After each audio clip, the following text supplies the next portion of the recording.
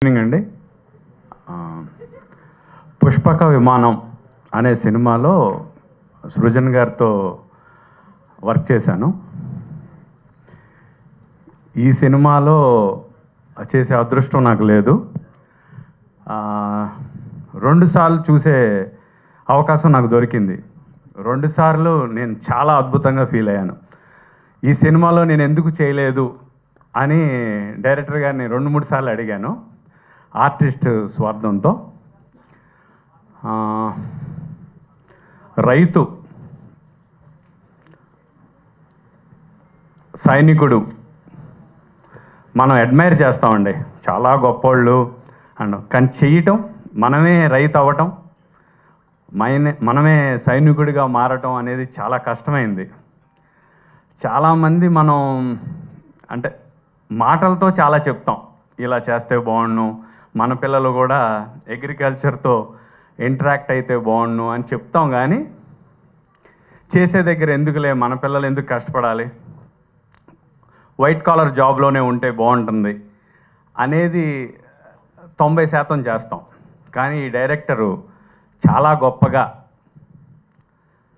ఫ్యూచర్లో రైతు అనేవాడు కూడా చాలా గొప్పగా ఉండాలి, జై జవాన్ జై కిసాన్ అనేవాళ్ళు. కానీ ఇప్పుడు రైతుని పెద్దగా పట్టించుకోరండి, అంత గౌరవం ఎవరు. ఏదో ఫుడ్ పెడతాడు, అదే తింటాం అని మాటలకి చెప్తాం, కానీ రైతుని ఎవరు గౌరవించరు. దీనిలో హీరో క్యారెక్టరు, నేను చిన్నప్పుడు 6వ తరగతిలో స్కూల్లో చదువుకుంటుంటే టీచర్ అడిగాడు, ఏమవుతారు మీరు? ఒకళ్ళు ఇంజనీర్, ఒకళ్ళు డాక్టర్, నేను యాక్టర్ అన్న. అప్పుడు అందరూ నవ్వారు, because I love to become an actor.